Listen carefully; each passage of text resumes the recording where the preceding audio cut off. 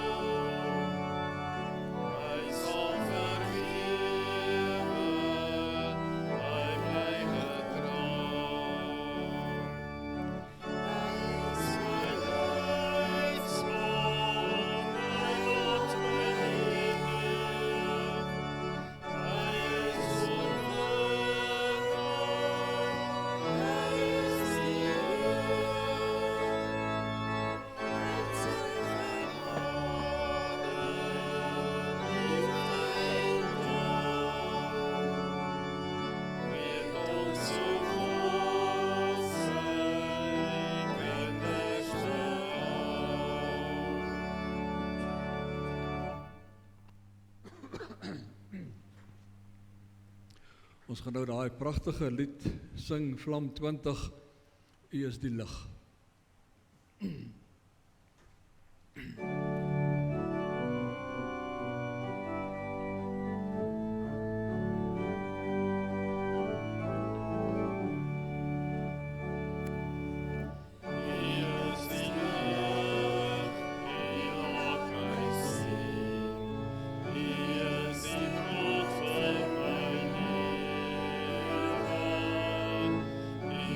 Is die water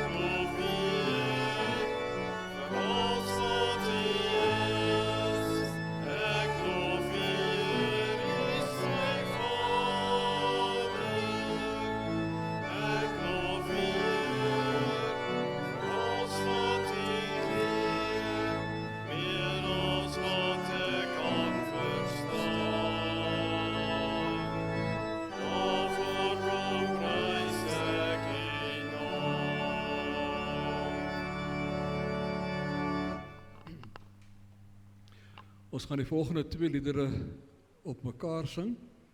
Lied 214, Here, ons sal U loof, en 207, Ere aan die Vader.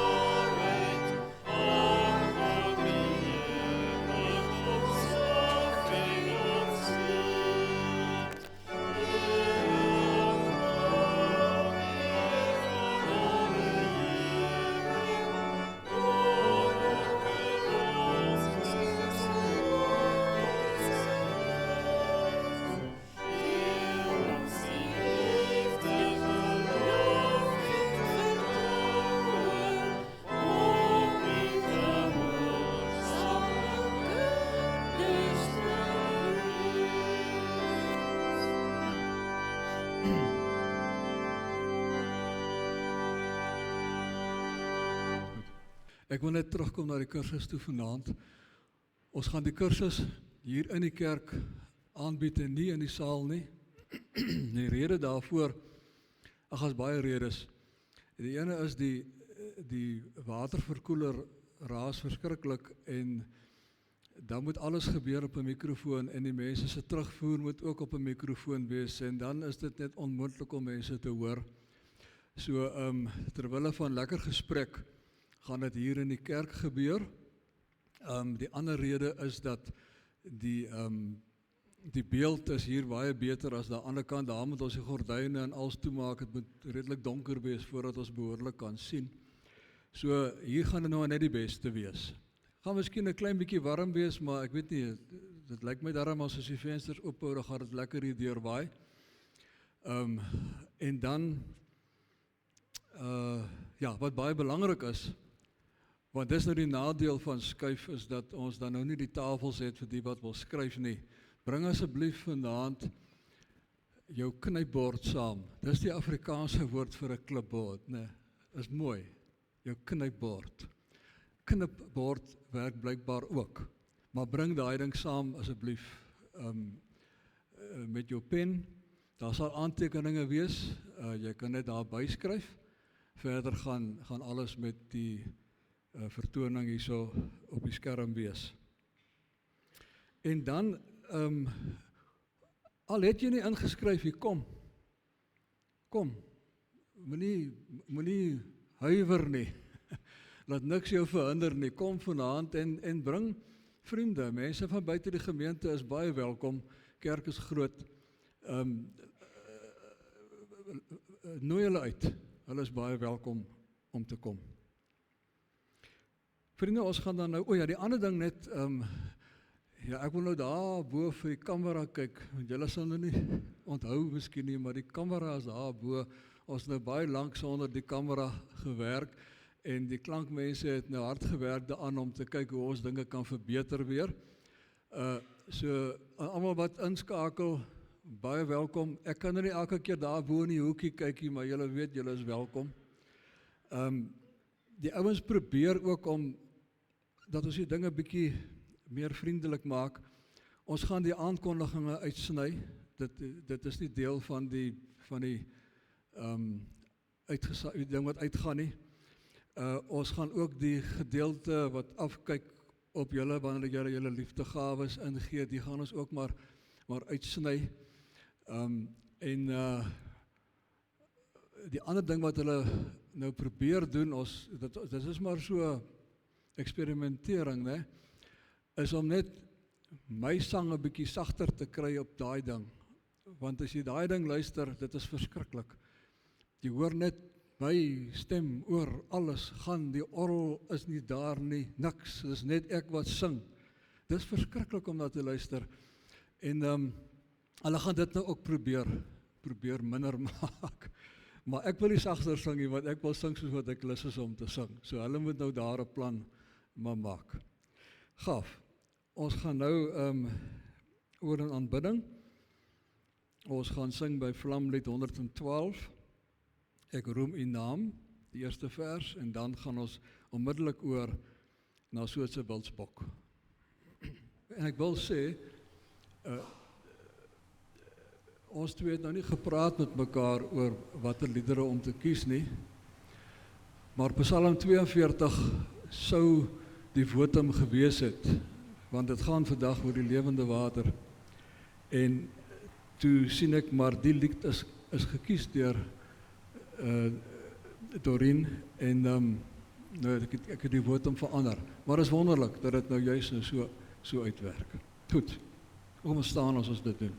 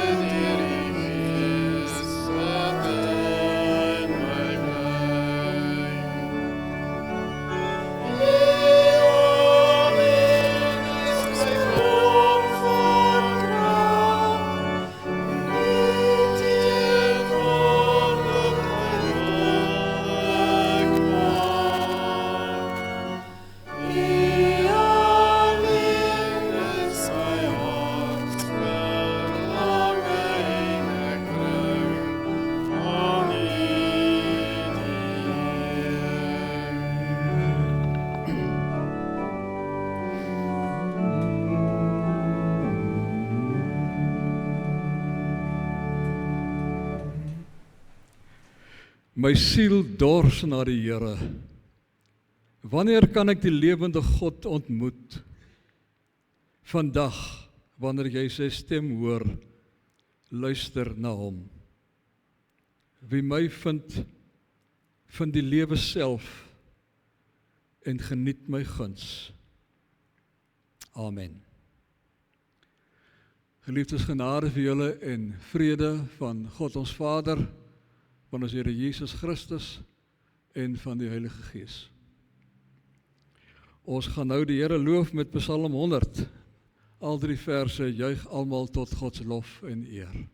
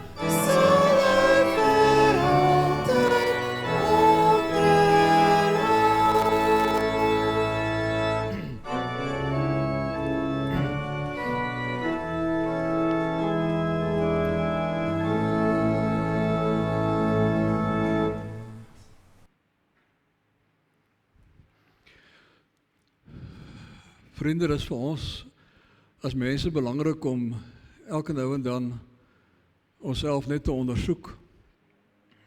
En ons doen dit hier in die erediens ook gesamentlik.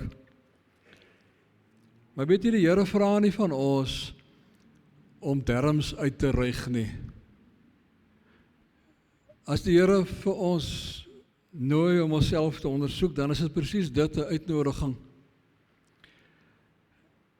Hy soek nie bloed van ons nie. Net dat ons in opregtheid kom sê dat ons jammer is, want dit is vir ons goed. Dis nie dat die Here dit so graag wil hê dat hy afhanklik is daarvan dat ons moet sê ons is jammer nie. Maar dit is vir ons goed om te sê ons is jammer. Dit is deel van afwas, van skoonmaak. So ons kry die geleentheid nou om net eerlik onsself te konfronteer.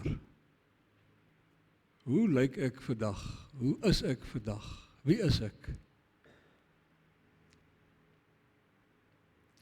En om dan dit agter te laat. Kom ons doen dit. Ons doen dit met die sing van lied 240, Heiland as 'n oot moet stil.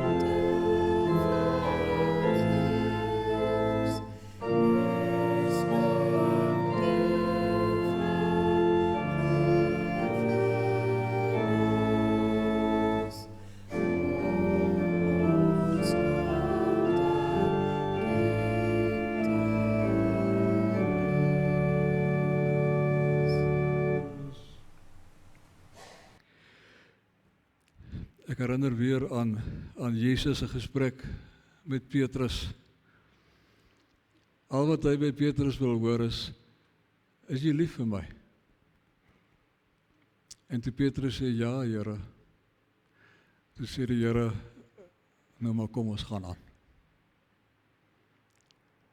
Mag die Here vir ons help om net altyd die dinge agter ons te sit.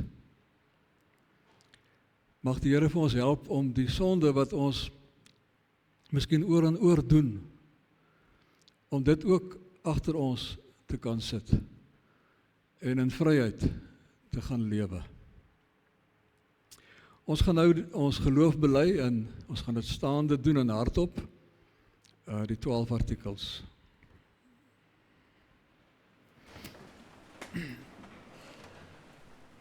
Ek glo in God die Vader, die almagtige skepper van die hemel en die aarde. En ek glo in Jesus Christus, sy eniggebore Seun, ons Here, wat ontvang is van die Heilige Gees, gebore is uit die Maagd Maria, wat gelei het onder Pontius Pilatus, gekruisig is, gesterf het en begrawe is, en ter helle neergedaal het, wat op die 3de dag weer opgestaan het uit die dood, wat opgevaar het na die hemel en sit aan die regterhand van God, die almagtige Vader, van waar hy sal kom om te oordeel die wat nog leef en die wat reeds gesterf het.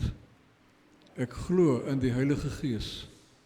Ek glo aan 'n heilige algemene Christelike kerk, die gemeenskap van die heiliges, die vergifnis van sondes, die opstanding van die vlees en die ewige lewe. Amen. Okay. Ek wil net weer sê, dit bly vir my 'n saak van hartseer,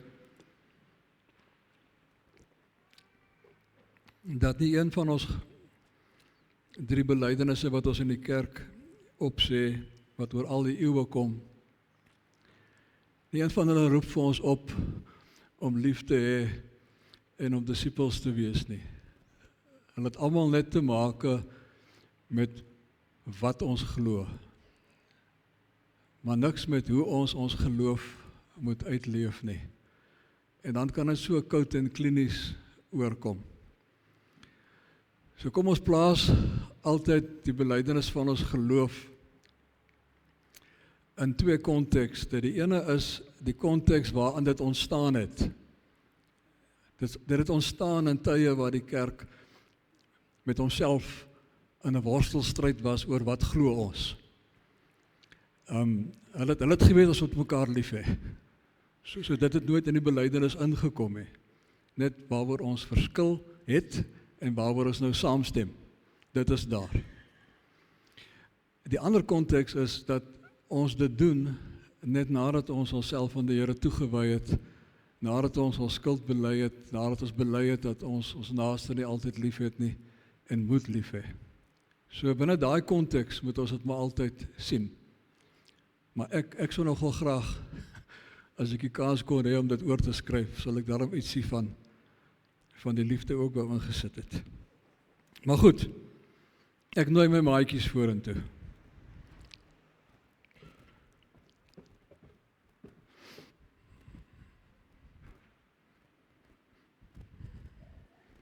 Julle moet nou asseblief hier so kom sit, hoor.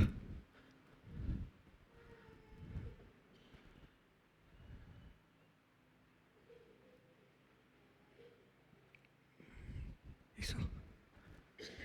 Kom, ons gaan hierso aan. Hierso. Ons gaan hierso aan. Sê, jy lyk so pragtig aan jou pink rokkie.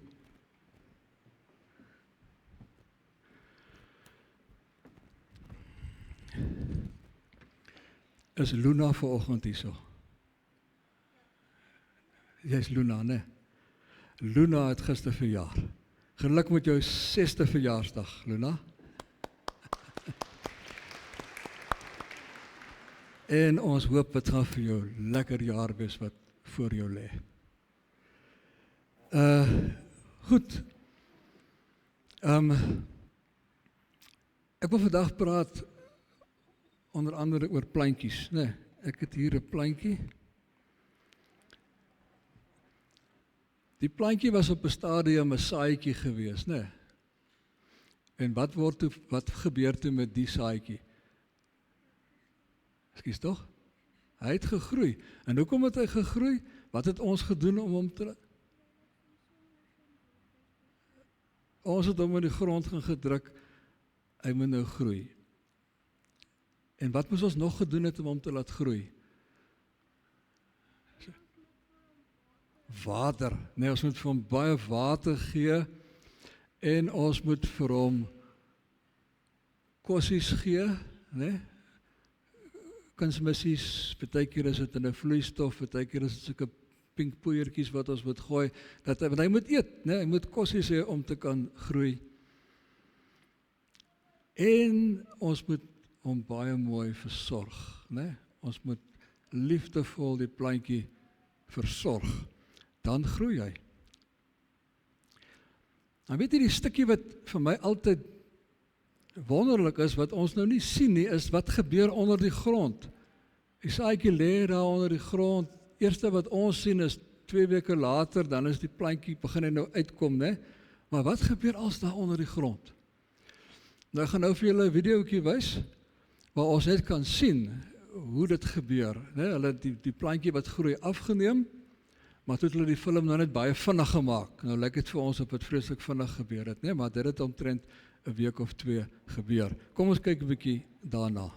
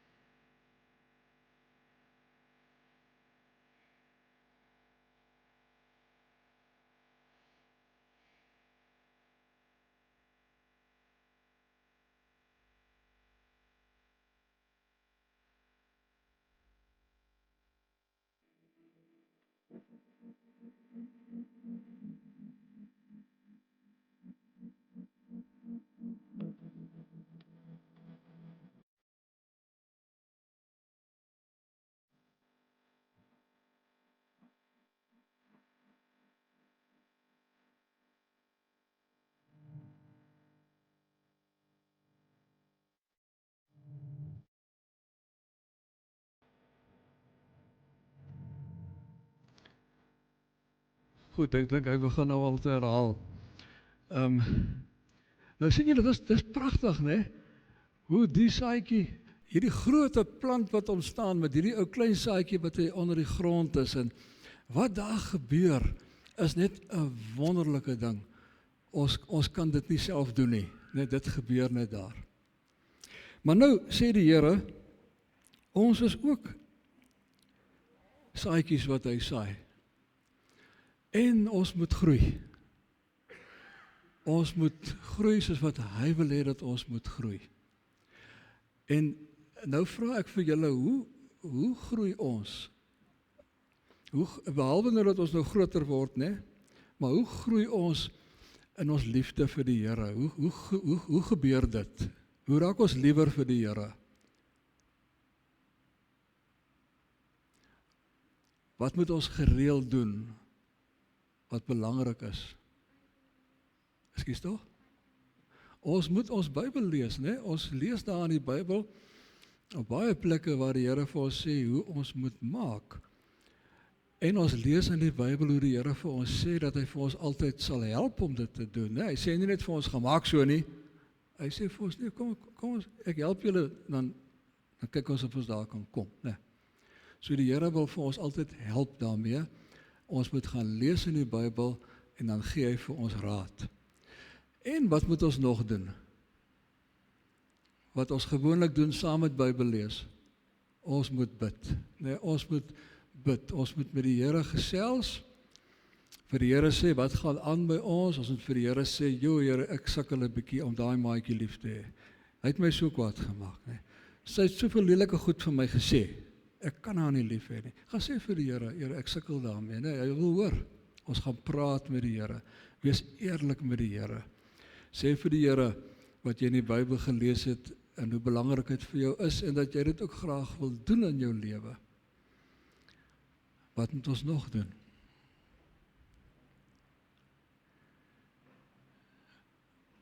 ons moet mense gaan lief hê. Weet julle, om iemand lief te hê, maak dat jy ook beter voel. Dat jy ook meer en meer wil lief hê. Dat jy graag wil sien dat dit met ander mense ook beter gaan. So ons moet ook ander mense gaan lief hê. Dis deel van die kos wat ons kry, is wanneer ons mense ook gaan lief hê. En wanneer ons goeie goed gaan doen, ons moet goeie goed vir mense doen. Weet jy, as jy nou byvoorbeeld vir 'n ou oom of tannie sou gaan besoek in die ouete huis, né? Hulle is so bly om jou te sien. Dis vir hulle te lekker. Hulle voel sommer beter. En as jy dan daar weggaan en sê, "Jo, dit was so lekker om by die mense te wees," né? Hulle is so vriendelik. Maar hulle is vriendelik want jy was vriendelik. En nou is jy nog vriendeliker want hulle was vriendelik met jou gewees. So daar's baie maniere hoe die Here vir ons help om te groei in ons liefde vir hom en ons liefde vir ander mense. So ek wil vra dat ons almal hierdie week hard daaraan sal werk, dat ons sal groei in ons geloof, dat ons sal groei in ons lief hê van ander mense. Ons gaan bid en ons gaan lees die Bybel, ons gaan doen goeie goed vir mense, en dan kyk ons hoeveel raak ons lewe vir ons lekkerder. Maar nou het ek vir julle elkeen hier so 'n potjie met grond en 'n saadjie. Maar nou kan ek nie onthou of die saadjie binne-in is nie, maar julle moet nou maar nog 'n saadjie vat, né, vir ingeval daar nie een in die grond is nie. Miskien kom maar nou 2 plantjies op, né. Maar ek wil hê julle moet dit gaan doen, en soos wat die plantjie groei, dan moet julle net bly wees daaroor. En dan sorg julle vir die plantjie. Laat hom leef. Kyk of jy daarom vir hom kan dit leef totdat hy blommetjies kry, né. Moenie soos ek maak nie, net toe ek 'n kind was, het ek 'n groentetuin gehad. Ek het gewag tot die goed opkom, ek het elke dag gaan kyk, kom dit op, en toe op 'n dag te sien ek, hier is dit, en dit is pragtig, hulle het so mooi opgestaan, en toe is ek klaar met hulle. Want toe begin dit moeite word, toe moet ek begin onkruid uittrek, en allerhande sulke goeters, né. Ons moet nie so maak nie, ons moet die plantjie versorg, tot die plantjie blommetjies het. Goed julle, kom ons bid. Here, baie dankie dat U vir ons lief het, en dat U vir ons in hierdie wêreld plant, soos wat ons saadjies plant. En dankie dat ons kan groei, en dat ons U liefde kan uitdra na alle mense toe. Ons dank U in Jesus se naam. Amen. Goed, nou gaan ek vir julle, daar's vir julle elkeen 'n plantjie, gaan nou vir julle die saadjies gee. Oep, daar gaan ene weg. Joune. Ek dink daarom ek het genoeg hierso.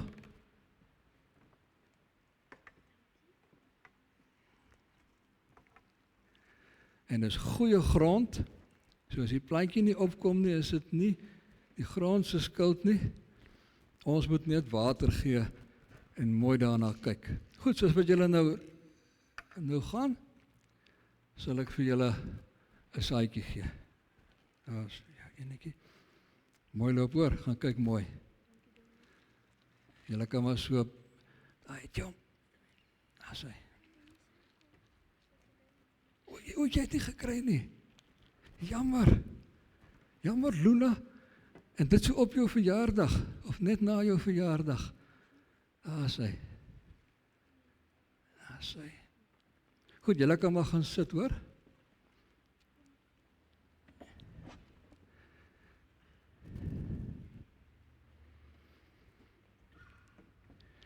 Hier so op die hoogte moet jy ver buig. Daar sê. Goed, dankie julle.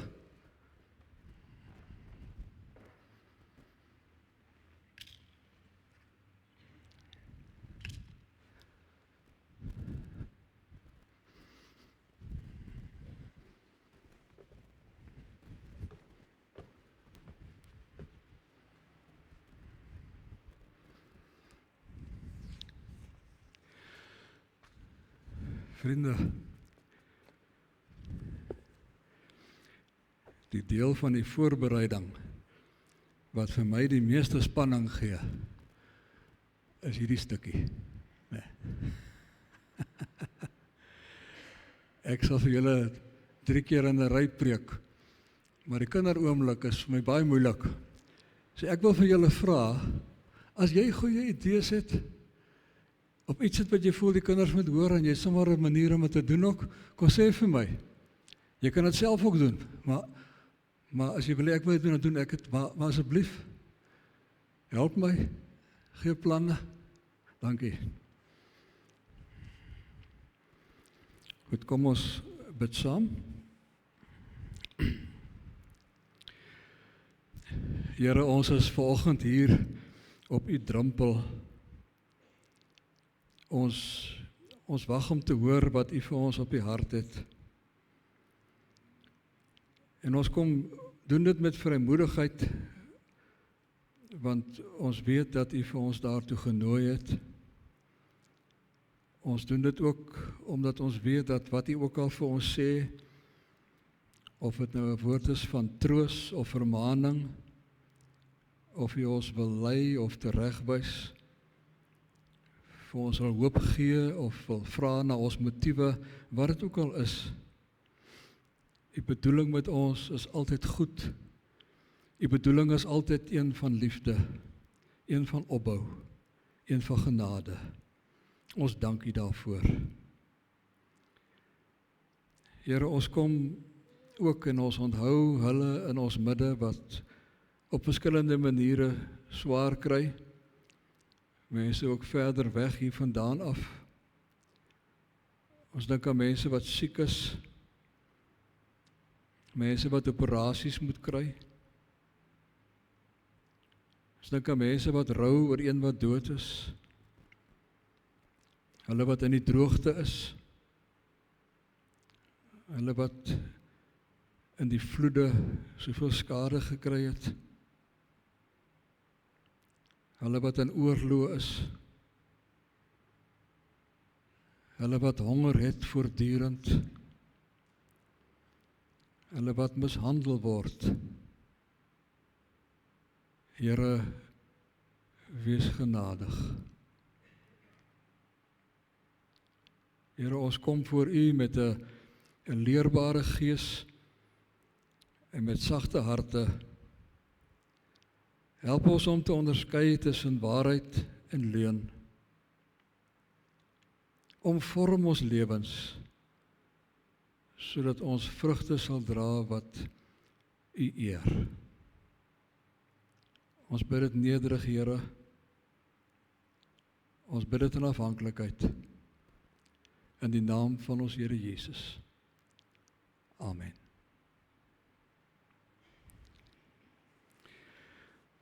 Goed, so die tema is vanoggend, God bring nuwe lewe in en deur jou. En ons gaan lees by Johannes hoofstuk 4. Johannes 4. Nou, ons is nog in die tyd van Epifanie. Epifanie beteken verskyning. Ons dink in hierdie tyd aan die begin van Jesus se bediening. Die dinge wat hy in die begin gedoen het, toe hy aan die mense begin verskyn het. Verlede week was dit Johannes 2 en nou kyk ons na Johannes 4, vers 5. Hy kom toe by 'n dorp in Samaria met die naam Sigar. Die fontein van Jakob was daar, en Jesus het toe, omdat hy moeg was van die reis, sommer by die fontein gaan sit. Daar's van die vertalings wat dit so mooi vertaal van, hy sal gaan neerval. Hy was moeg, hy gaan sit. Soos wat ons ook maar maak. Dit was omtrent 12:00 die middag. Daar kom toe 'n Samaritaanse vrou water haal, en Jesus vra vir haar, gee my 'n bietjie water om te drink. Die Samaritaanse vrou sê toe vir hom, hoe vra jy wat 'n Jood is vir my 'n Samaritaanse vrou water om te drink? Die Jode en die Samaritane gaan immers nie met mekaar om nie. En Jesus het geantwoord, as jy geweet het wat God gee, en wie dit is wat vir jou sê, gee my 'n bietjie water om te drink, sou jy hom gevra het, en hy sou vir jou lewende water gegee het. Die vrou sê toe vir hom, meneer, jy het nie eens 'n skepding nie, en die put is diep. Waar gaan jy die lewende water vandaan kry? Maar Jesus antwoord haar, elkeen wat van hierdie water drink, sal weer dors kry. Maar wie van die water gedrink het wat ek hom sal gee, sal in alle ewigheid nooit dors kry nie. Nee, die water wat ek hom sal gee, sal in hom 'n fontein wees met water wat opborrel en vir hom die ewige lewe gee. Die vrou het vir hom gesê, meneer, gee vir my van daardie water, sodat ek nie weer dors sal kry en hier hoef te kom water haal nie. Hy sê toe vir haar, ga roep jou man en kom terug hierheen. Die vrou het hom geantwoord, ek het nie jou man nie. En Jesus sê vir haar, dis reg. Jy het reeds 5 gehad en die een wat jy nou het, is nie jou man nie. Jy het die waarheid gepraat. Die vrou het vir hom gesê, meneer, ek sien dat u 'n profeet is.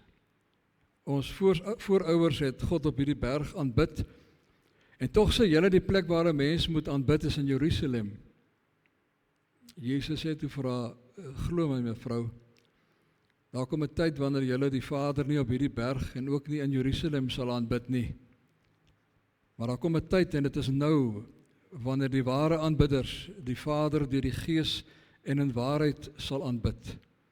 Want die Vader wil juis hê dat die mense wat hom aanbid dit so moet doen.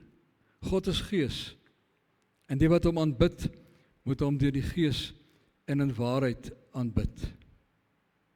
Die vrou het vir hom gesê, ek weet dat die Messias kom, hy wat ook die Christus genoem word.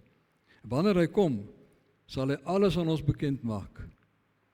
Toe sê Jesus vir haar, dit is ek wat met jou praat. Dit is die woord van die Here.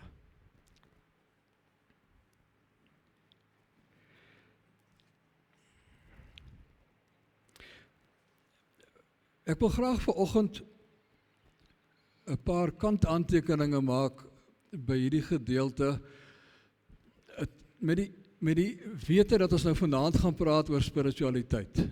So dit is nou in die agterkop, vanaand se kursus oor spiritualiteit, of die volgende weke sinne. Spiritualiteit wil ek mee begin is om te sê, wil ek begin deur te sê, dit gaan daaroor dat jy werklik lewe, dat jy ware lewe beleef. Ons kry hier met Jesus se praat met haar, baie sterk aan die agtergrond, Esegiel 38, waar Esegiel daai visioen gekry het, van die water wat opborrel in die tempel, en dan uit die tempel uitloop by al die deure, en dan by die poorte van Jerusalem uit, en dan word dit 'n rivier, en daai rivier loop af deur die dooie see, en net daar waar die rivier gaan, verander alles. Die woestyn word 'n lushof, die dooie see deur visse, die mense kan vrugte eet langs die rivier, daar's baie vrugtebome, en ons lees ook dat die mense wat van die water gedrink het, gesond geword het. Dit is die beeld wat in die agtergrond is. Onthou, die tempel is die simbool van God se teenwoordigheid. Die tempel is nie God nie. Die tempel is ook nie al waar God is nie. Die tempel wil net vir mense herinner, God is in die wêreld. En die tempel was vir hulle in die middel van die wêreld gewees, en daarom was dit nou die simbool van God se teenwoordigheid. Maar vriende, dit gaan nie oor die tempel nie, dit gaan nie oor ons gebruike nie, of ons leerstellings, of al die goeders, instituute wat ons het en so meer, asof dit nou is wat ons geestelike lewe is nie. Dis dikwels die vorm waarin ons geestelike lewe, ons spiritualiteit giet. Dis dikwels die pad waarlangs, die kanaal waarlangs ons spiritualiteit laat loop, is hierdie dinge. En hulle is goeie goed, die Here het hulle vir ons gegee. Party goeders het die Here nie vir ons gegee nie, ons het dit vir onsself opgemaak. Ander goed het die Here al weggevat. Nee, dit is nie meer goed nie, dit is nie meer tyd daarvoor nie, maar ons gaan nog maar baie keer aan met die goed. So dit is nie altyd so goed nie, maar die bedoeling daarachter is daarom altyd goed. Maar het gaan hier daaroor dat die Here vir die vrou sê, julle moet God aanbid in gees en in waarheid. Julle moenie 'n vorm hê van geloof nie. Julle moet in julle diepste binneste met God 'n verhouding hê. As jy 'n fontein wil wees van lewende water, dan moet jou harde hart van klip moet omvorm word in 'n hart van vleis, 'n sagte, ontvanklike hart. Jy moet toelaat dat die Gees in jou werk, sodat jy van binne af uit weet, wat is reg en wat is nie goed nie. Wat is God se wil en wat is God se wil nie. Dit moet in jou binneste gebeur, jy moet toelaat dat die Gees dit nuut maak binne in jou. En sien, ons val so maklik in daai ding in van, ons moet van buite af gedikteer word, nee. Daar moet vir jou wette gegee word wat jy moet doen. Jy kan ons nie die liefde reguleer nie, jy kan nie die liefde met wette vasmaak nie. Maar ons dink baie keer nie aan ons geloofslewe as 'n liefdeslewe nie. En dan dink ons nie, ons moet reëls kry en ons moet die reëls volg, en as ons die reëls nie volg nie, dan gaan die een wat oral kan sien vir ons bykom. Maar die een wat oral kan sien, is eintlik in ons harte, in ons lewe. En hy wil hier van binne af vir ons oortuig en vir ons uitnooi.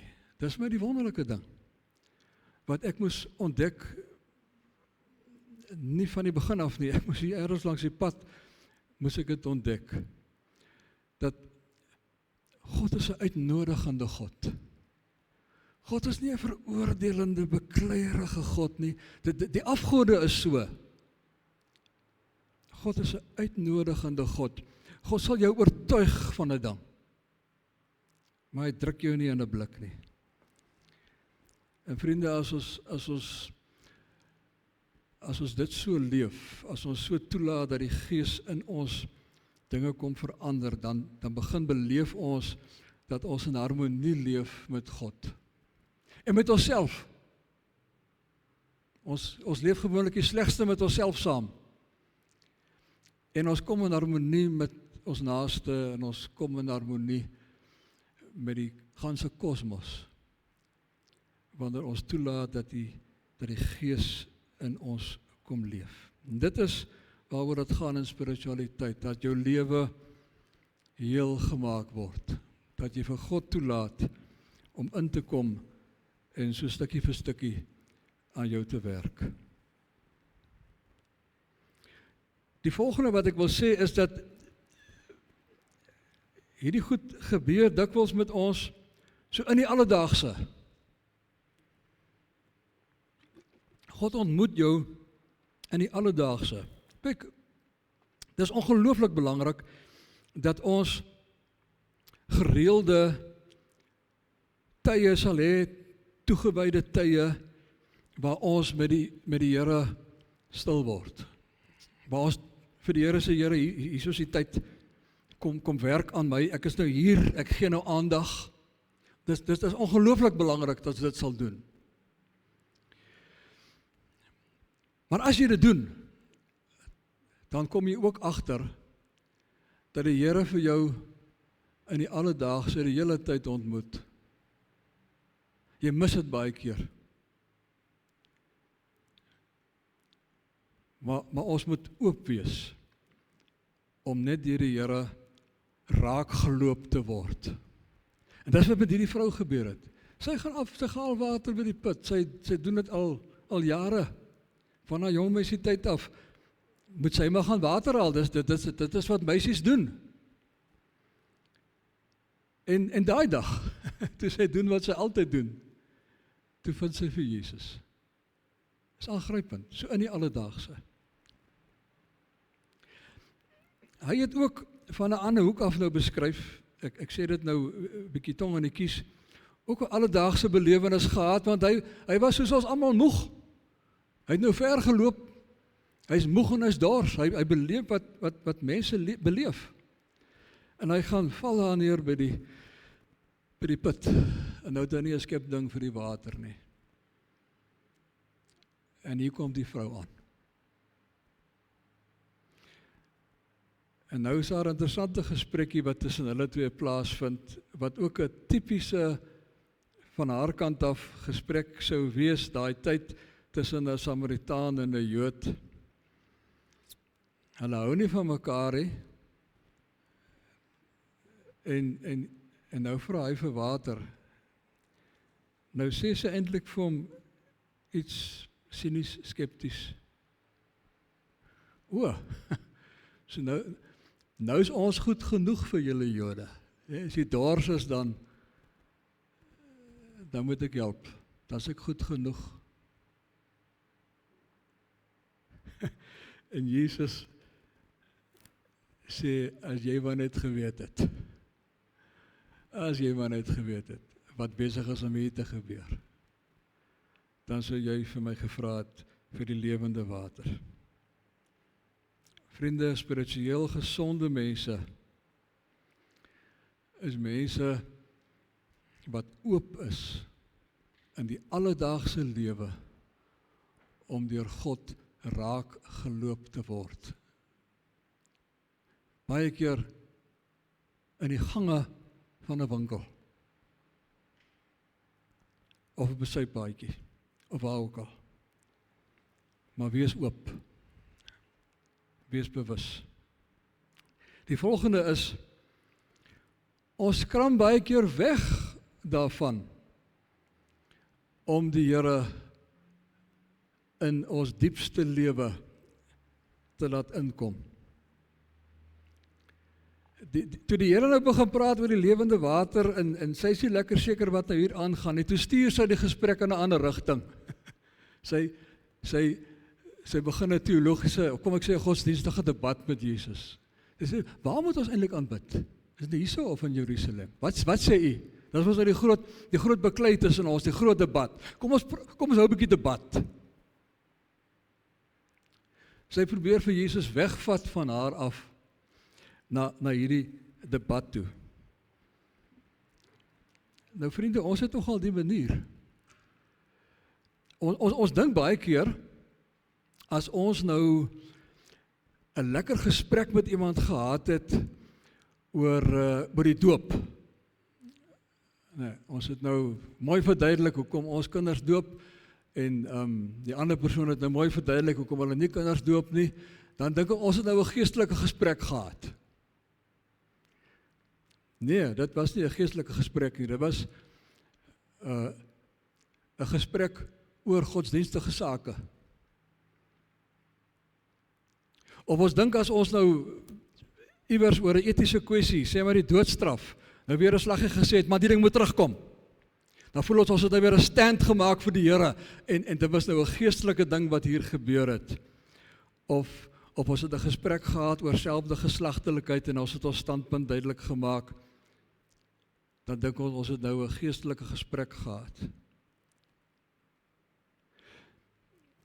Nee, dit was 'n kerklike of 'n godsdienstige gesprek oor jou opinies oor goeters.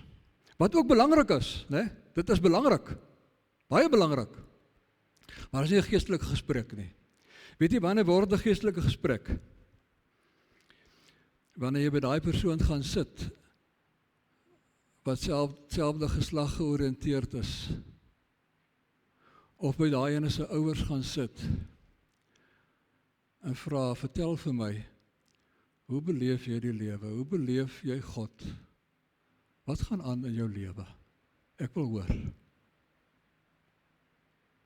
Dan is dit 'n geestelike gesprek. Dan is dit 'n geestelike gesprek.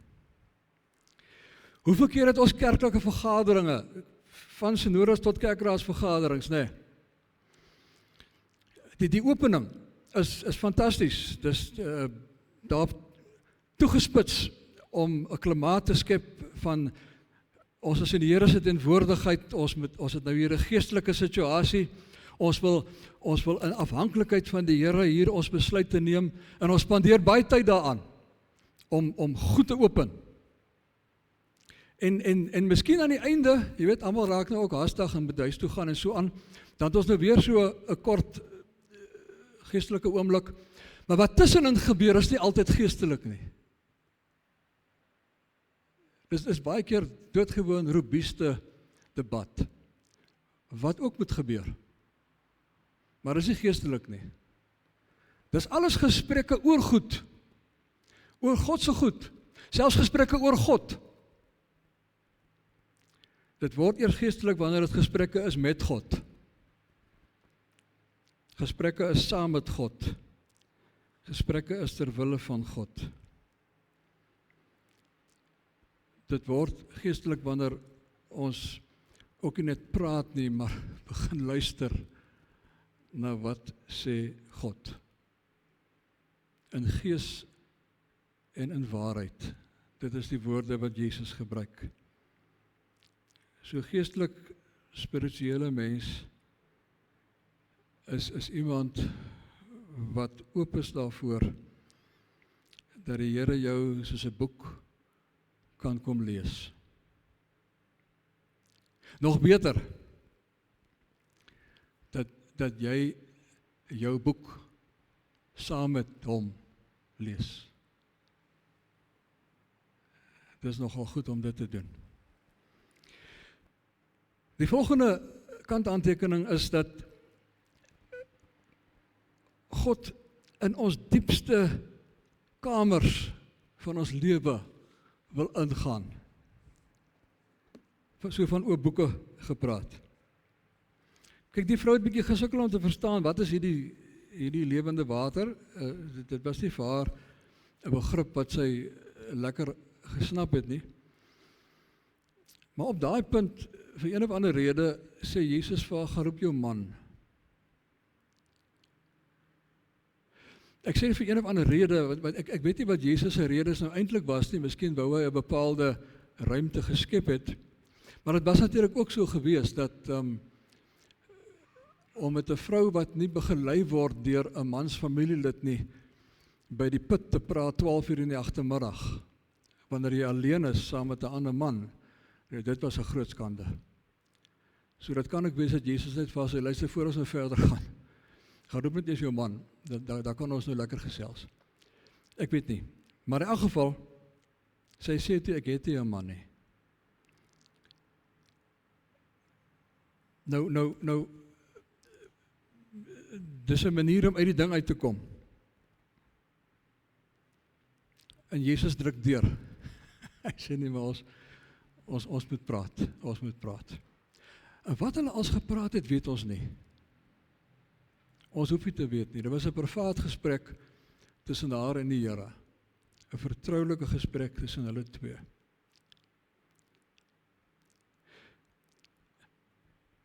Maar ek wil dit waarsku daarteen dat ons dink, die Here het nou die geleentheid gebruik om vir haar 'n bietjie te verduidelik hoe verkeerd sy is, en dat sy moet ophou daarmee, en dat hy half miskien 'n bietjie veroordelend kon gewees het. Maar dink 'n bietjie anders daaroor, terwyl ons nou nie weet nie. Dalk het hulle gepraat oor haar ontrou, maar dalk is sy vir die eerste keer in haar lewe vir iemand kon vertel hoe daai 5 mans wat sy gehad het, hoe van hulle vir haar verneek het. Hoe van hulle miskien vir haar mishandel het. Miskien het sy vir die Here vertel hoe onaangenaam het is om die hele tyd waar jy ook al loop te moet sien hoe die oë vir jou kyk en hoe die skindertonge begin praat, hoe veroordelend mense kan wees. Miskien het sy dit vir die Here gesê. Miskien het sy vir die Here vertel hoe moeilik het is daai tyd om in Israel te leef as jy nie 'n man het nie. Want die mans is al wat gewerk het en wat vir jou inkomste moes gee, wat vir jou moes kos gee. Wat maak jy as jy nie 'n man het nie? As jou man jou gelos het, dan moet jy maar 'n ander een kry. So miskien het hulle daaroor gepraat. Ons weet nie, ons moet net nie so veroordelend wees en dink van die begin af, die Here het nou vir haar 'n bietjie vasgevat nie. Maar wat hulle ook al gepraat het, sy was na die tyd baie verlig. Is heeltemal 'n ander mens na die tyd, wanneer sy daar wegloop, né? En sy sê ook vir die mense, hy weet alles van my. So duidelik het hulle geweldig baie gepraat. Dit was vir haar goed, dat Jesus deurgedruk het tot in die donker hoekies van haar lewe. Tot by die kamer met die tafel met die kanwurms op.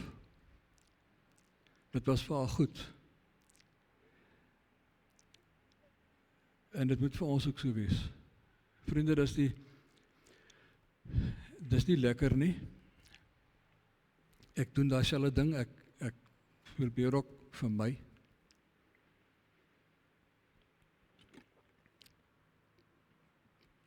Maar jy moet vir die Here toelaat, want dit bring vir jou groot verligting om saam met jou in daai donker vertrek van tyd tot tyd in te gaan. Daar waar die dinge is wat jou skaam maak. Die goed wat jy beleef het as skande. Die goed wat jou seer gemaak het. Die mense wat jou seer gemaak het. Al die gesprekke wat jy in jou binneste baie keer het, wat in daai kamertjie gebeur, is so belangrik dat jy die Here saam met jou daarin vat, sodat jy ook verlig soos die vrou weer daar kan uitkom. Ek weet eintlik nie hoekom ons dit nie wil doen nie. Miskien omdat ons ander mense eenvoudig nie kan vertrou altyd nie. Maar dit was nog nie lekker om so onder stres te moet leef die hele tyd nie. Om die hele tyd maskers te moet voorhou en te onthou wat 'n masker het ek laas hier by hierdie gesprek of in hierdie geselskap gehad. Jy weet, dit raak later 'n moeilike ding om al die maskers wat jy het te hanteer. Om jy weet, met jou tekorte en die goeders, jy's bang die goed kom uit. En dan dink mense sleg van jou, so jy onderdruk dit. Maar dit is stres. Al jou hang-ups, al jou onvervulde drome wat by jou spook, al die verwytes wat jy vir jou teenoor jouself ook het. Mens kan nie so leef nie. En die Here nooi vir ons, kom ons praat daaroor, dat jy vrede kan hê, my kind, dat jy op jou grasperk maar kan leef, sonder om bang te wees vir wat gesê kan word. Die vrou hardloop daar uit, en sy gaan sê vir dieselfde mense wat haar nou die dag nog veroordeel het, wat haar so skaam maak, gaan sê sy, ek het die een ontmoet wat ek dink die Messias is. En hulle glo haar. Hulle glo vir haar. Want hulle vertel het later. Die goeie gevolg wat het gehad het, dat sy nie gewilliglik nie, maar dat sy op die ou einde die gesprek met Jesus kon hê oor daai kamertjie. Mens dink aan die oorspelige vrou. Nee, Jesus het daar nie veroordeel nie. Hy het nie vir haar sleg gesê nie, hy het nie vir haar eers gevra oor haar sonde nie. Hy wil net weet of die ander nou al weg is. Toe sê, ja, hulle is weg. Hy sê, is reg, ek veroordeel jou nie. Los nou die kwaad en gaan aan met jou lewe. Petrus. Is reg, Petrus, solank jy my lief het, kom ons gaan net aan. Volg my. So vriende, dit is waartoe ons genooi word. Om 'n intense, intieme verhouding te hê met hierdie een wat vir ons die lewende water gee. Die water van sy gees. Wat in ons diepste binneste ingaan en wat dan weer uitborrel na ander toe. En wat 'n goeie effek het, net waar dit kom. Mag die Here vir ons genadig wees, mag hy vir ons help, dat ons daardie uitnodiging aanvaar. Amen.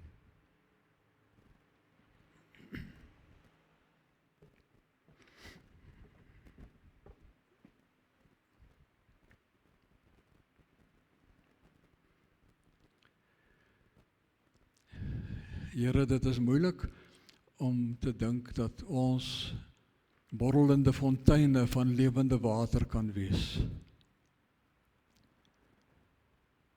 Maar dis wat U beloof. En dis wat U doen. En ons sien dit van tyd tot tyd in ons lewens en in ander se lewens. En ons dank U daarvoor. En ons bid dit wanneer ons geloof weer klein word en ons begin wonder oor dinge, dat die fontein net sal aanhou om op te borrel. Gee dat die lewe deur ons in die wêreld sal versprei. En bewaar ons daarvan, dat ons enigstens aan U sal dink, as een wat ons wil vermy, en wat nie vir ons lief is nie. Ons smag na die water, Here. En ons wil dit ook uitdeel. Amen. Wanneer ek afwyk van my geskrewe preek, dan is die preek geneig om 'n bietjie langer te word. Jammer dat dit so is. Ons sing nou by lied 276, leer ons om in eie oë klein te wees voor U, o Heer.